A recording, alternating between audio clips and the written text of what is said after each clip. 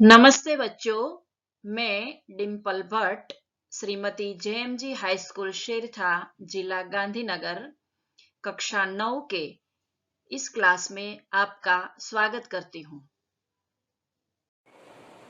आगे हमने दाज्यू पाठ का अभ्यास किया था। आज हम दाज्यू पाठ के स्वाध्याय का अभ्यास करते हैं। प्रश्न 1, सही विकल्प चुनकर उत्तर लिखिए। 1, मदन का गांव किस पहाड़ी क्षेत्र में था?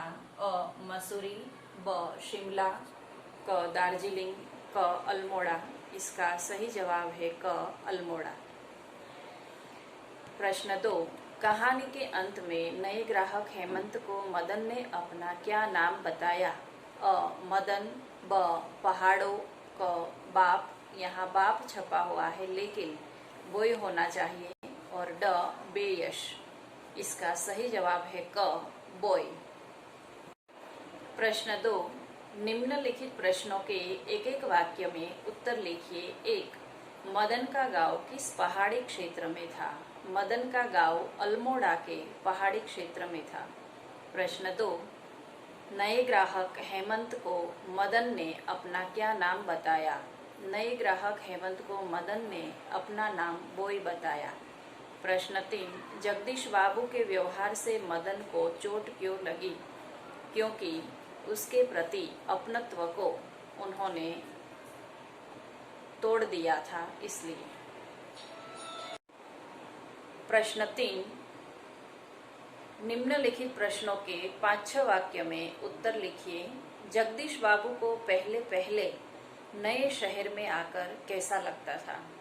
जगदीश बाबू अपने गांव से बहुत दूर एक नए शहर में आए थे। यहाँ पर आकर उसे बहुत ही अकेलेपन का अनुभव हो रहा था, इसलिए एक दिन होटल के बाहर निकलकर वो एक कैफे में जाते हैं। यहाँ का वातावरण उनके गांव के वातावरण से बिल्कुल ही अलग था।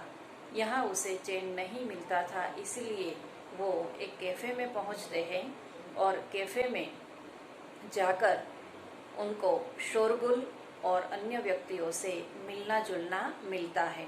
उन्हें लगता था जैसे वे अपनेपन की सीमा से बहुत दूर आ गए हैं। इस तरह जगदीश बाबू को पहले पहले नए शहर में आकर बहुत ही एक अकेलापन महसूस होने लगा था। प्रारंभ में जगदीश बाबू का व्यवहार मदन के प्रति कैसा था? कैफे में मदन को जब जगदीश बाबू पहली बार मिलते हैं तो उनकी स्फूर्ति देखकर उनके साथ उनकी आत्मीयता बढ़ने लगती है। दोनों के बीच बातचीत होने लगती है। मदन से कैफे में परिचय होने पर जगदीश बाबू जिस शहर में अकेलेपन को महसूस कर रहे थे, आज वह अकेलापन को भूल गए थे। 2-4 ही दिनों में मदन उन्हें दाज्यू कहकर पुकारने लगा था। दाज्यू यानी बड़ा भाई। पहाड़ी विस्तारों में बड़े भाई को दाज्यू कहकर पुकारा जाता था। उससे स्नेह से वो हर बार पेश आते थे। दोनों के बीच में बातचीत होती और बातचीत का विषय होता कभी मौसम संबंधी या कभी खाने के बारे में। मदन उनसे कम खाने की कभी कभी शिकायत भी करता था। मदन को वे अपने दाज्यू यानी बड़ा भाई होने जैसा ही बर्ताव करते थे। इस तरह प्रारंभ में जगदीश बाबू का मदन के प्रति व्यवहार बहुत स्नेहपूर्ण और अपनत्व से पूर्ण था। प्रश्न 3, जगदीश बाबू ने मदन को दाज्यू कहने पर क्यों डांटा? क्योंकि जगदीश बाबू एक प्रतिष्ठित व्यक्ति थे। जब भी वो कैफे में आते थे तब मदन उसे दाज्यू दाज्यू कहकर पुकारने लगता है। एक दिन रात को जगदीश बाबू को यह ख्याल आया कि वह एक कैफे में काम करता है और मैं एक प्रतिष्ठित व्यक्ति हूँ। मुझे उनसे ना कहना ही पड़ेगा कि तुम कल से मुझे दाज्यू मत कहो, और दूसरे दिन आकर वो दाज्यू कहने पर विरोध प्रकट करते हैं और मदन से कह देते हैं कि तुम्हें किसी की प्रेस्टीज का ख्याल नहीं है, ये क्या दाज्यू दाज्यू पुकारने लगे हो। और ऐसा कहने पर मदन को बहुत ही चोट लगती है। जगदीश बाबू मध्यम वर्ग के एक प्रतिष्ठित व्यक्ति थे। मदन एक कैफे में काम करता था। मदन कैफे में सबके सामने उन्हें दाज्यू कहता था, यह बात उसे पसंद आती नहीं थी। यह जगदीश बाबू को पसंद नहीं आया, इसलिए उनकी प्रतिष्ठा को धक्का पहुंचता था, ऐसा उसे लगता था। इसलिए उन्होंने दाज्यू कहने पर मदन को डांटा। प्रश्न 4, दाज्यू कहानी में बाल मन की संवेदना का मार्मिक चित्रण हुआ है, समझाइए। दाज्यू कहानी का मुख्य पात्र एक पहाड़ी लड़का है जिसका नाम है मदन।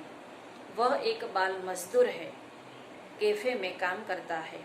कैफे में आए हुए जगदीश बाबू से उनका परिचय होता है और परिचय इतना बढ़ जाता है कि दोनों एक दूसरे के साथ आत्मीय संबंध दोनों में जुड़ जाता है।